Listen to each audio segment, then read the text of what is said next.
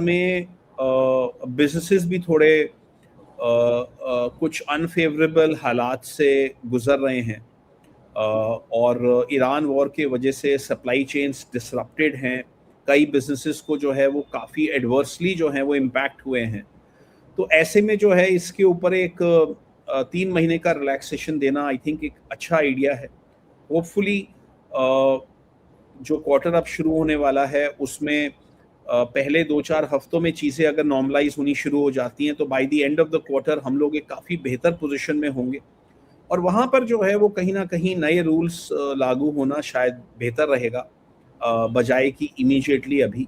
So I think it's a good measure, और मुझे लगता है इससे बैंकिंग को और ब्रॉडर फाइनेंशियल सर्विसेज को एक रिलीफ मिलेगा। एंड जब ये रेगुलेशंस एक्चुअली किक इन करेंगे तब तक हमारा बैंकिंग और फाइनेंशियल सर्विसेज सेक्टर थोड़ा सा मजबूत स्थिति में होगा। तो मुझे लगता है कि वो सभी के लिए it should be a win win for everybody. Okay sir, कुछ स्टॉक्स पे भी हम समझना चाहेंगे आपकी तरफ से कि यहाँ पर अगर हम स्टॉक्स की बात करें तो उसमें भी गिरावट हमें कुछ देखने को मिली। अब ऐसे में क्या कुछ ऐसे स्टॉक्स हैं जहाँ पर आप जो आपको लगता है कि पोर्टफोलियो में ऐड करने चाहिए? जी, देखिए मैं अभी इंडिविजुअल स्टॉक्स में एक्सपोजर हम कम लेके डाइवर्सिफाइड पोर्टफोलियो ज़्यादा कंस्ट्रक्ट कर रहे हैं, मगर फिर भी मुझे लगता है कि कई इंडिविजुअल स्टॉक्स बहुत ही ज़्यादा अपीलिंग हैं। For example container corporation of India अपने मल्टी ईयर लोज पे है। फिर कैनरा बैंक भी जो है अब इस प्राइस पे हमें अट्रैक्टिव लग रहा है। रिलायंस इंडस्ट्रीज अट्रैक्टिव लग रहा है। एचडीएफसी बैंक अट्रैक्टिव लग रहा है। देन एशियन पेंट अच्छा लग रहा है। इंटरग्लोब एविएशन अच्छा लग रहा है, बिकॉज हम ये मान के चल रहे हैं कि क्रूड ऑयल प्राइसेस शायद नीचे आएंगे, और एविएशन सेक्टर जो कि अभी बहुत दिक्कत है वो वहाँ से उभर के आएगा। तो ये सारी चीज़ें अगर होती हैं तो ये स्टॉक्स भी अच्छा करेंगे। बट इसके अलावा आई एम श्योर ऐसे तमाम बहुत सारे स्टॉक्स हैं जहाँ पे अच्छा परफॉर्मेंस हो सकता है। Infosys is also one example.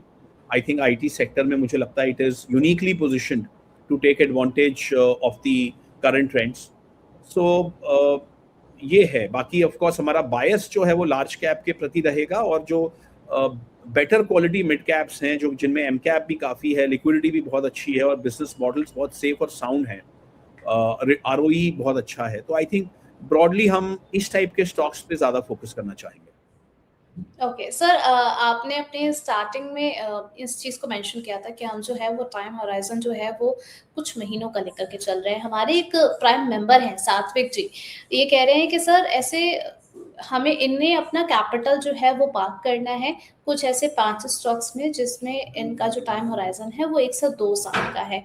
तो आपने कई सारे नाम इस पे मेंशन करे हैं। क्या मेटल में कुछ पिक कर सकते हैं?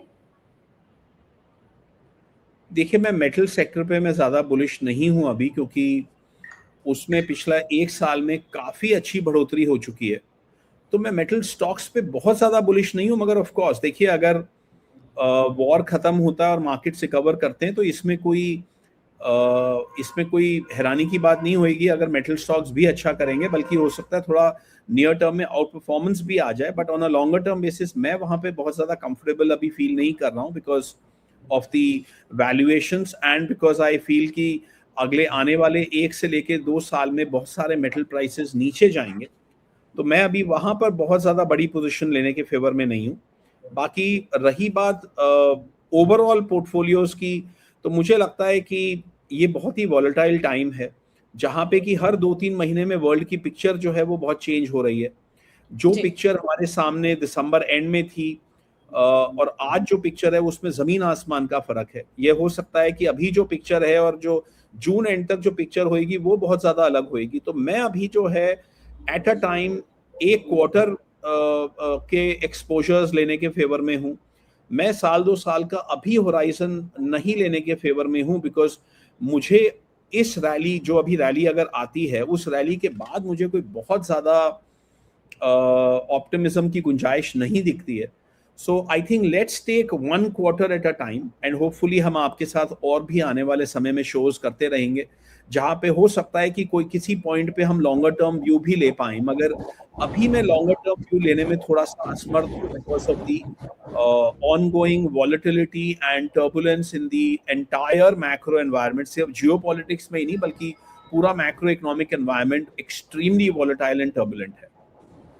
चलिए, तो यहाँ पर जो है एक क्वार्टर का वेट करके चलिए, थोड़ा-सा मार्केट भी स्टेबल हो, उसके बाद आप अपना टाइम को थोड़ा-सा स्ट्रेच करने के बारे में सोच सकते हैं और यहाँ पर एक्सपर्ट भी आपको गाइड करते रहेंगे कि आपको आगे की क्या स्ट्रैटेजी फॉलो करके चलनी है। वैसे में सर फार्मा को लेकर के आपसे भी समझना चाहेंगे कि गवर्नमेंट भी काफ़ी ज़्यादा फोकस्ड है और फार्मा को लेकर के कई सारे एनालिस्ट का जो है वो पर्सपेक्टिव काफ़ी ज़्यादा पॉजिटिव नज़र आ रहा है। आपसे भी समझना चाहेंगे सर आपका नज़रिया फार्मा सेक्टर पर क्या है? I think broadly pharma sector अच्छा करना चाहिए।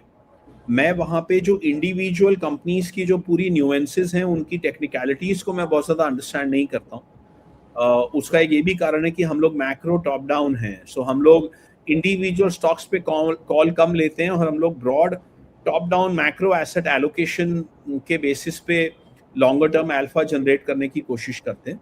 तो मुझे लगता है कि pharma sector should do well, मगर अगर आपको फार्मा सेक्टर पे बेट लेना है तो आप एक डाइवर्सिफाइड ETF ले लीजिए फार्मा सेक्टर का, rather than picking individual stocks, क्योंकि वहाँ पे जब तक कि आपको इंडिविजुअल स्टॉक्स के न्यूएंसेस से जब तक अगर आप फेमिलियर नहीं हैं तो बहुत सारी टेक्निकलिटीज इन्वॉल्व हैं।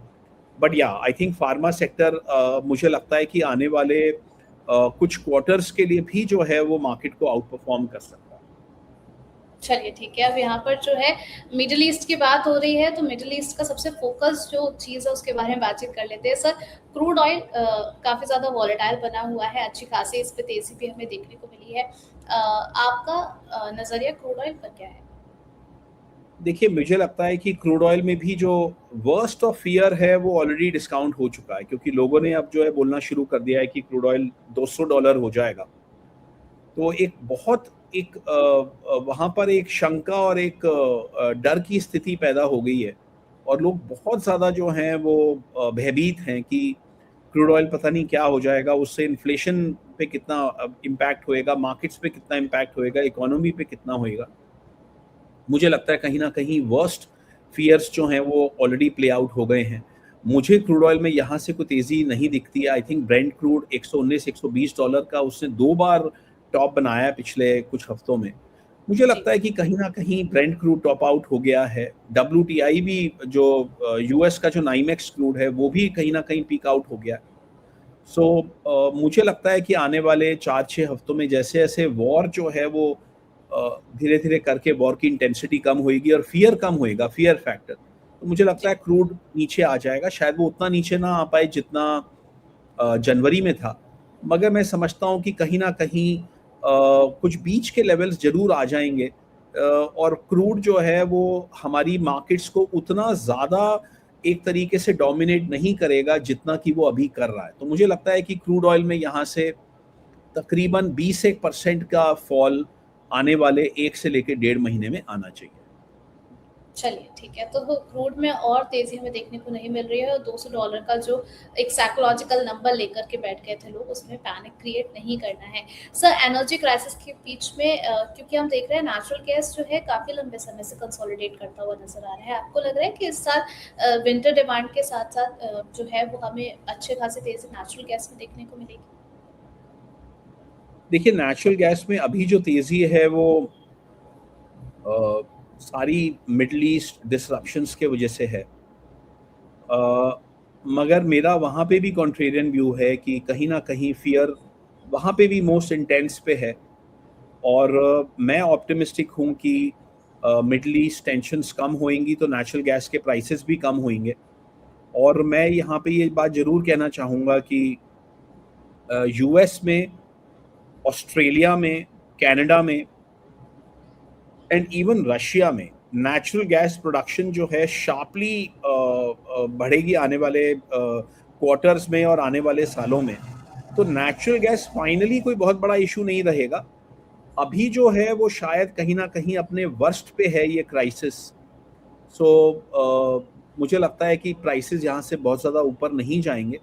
तो ये वॉर जैसे ही थोड़ा-सा वॉर का जो पैनिक है वो कम होएगा, नेचुरल गैस के प्राइसेस कम आएँगे और अगर मैं आने वाले कुछ सालों की बात करूँ तो मुझे नेचुरल गैस के प्राइसेस यहाँ से बहुत डाउन होते नज़र आते हैं बिकॉज़ एक तरफ मिडल ईस्ट की प्रोडक्शन भी मार्केट में आ जाएगी और दूसरी तरफ जो बहुत शार्प रैंप अप हो रहा है नेचुरल गैस प्रोडक्शन में नॉर्थ अमेरिका में, ऑस्ट्रेलिया में, रशिया में और भी कुछ अफ्रीकन कंट्रीज में भी बहुत बड़ी-बड़ी डिस्कवरीज हुई हैं। इवन बांग्लादेश में बहुत बड़ी डिस्कवरीज हुई हैं।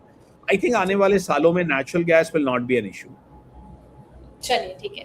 अब यहाँ पर गोल्ड सिल्वर के प्राइसेस ने भी काफ़ी ज़्यादा लोगों को परेशान किया हुआ है। सर आपका टेक उस पर भी हम समझना चाहेंगे। सबसे पहले तो गोल्ड के प्राइसेस जो हैं एक रेंज में नज़र आ रहे हैं एंड मोस्ट इम्पोर्टेंट थिंग जब वॉर चल रही थी तो सभी को लग रहा था कि देखिए प्राइसेस जो हैं स्पाइक अप होंगे लेकिन उस तरीके से परफॉर्म नहीं किया है प्राइसेस ने।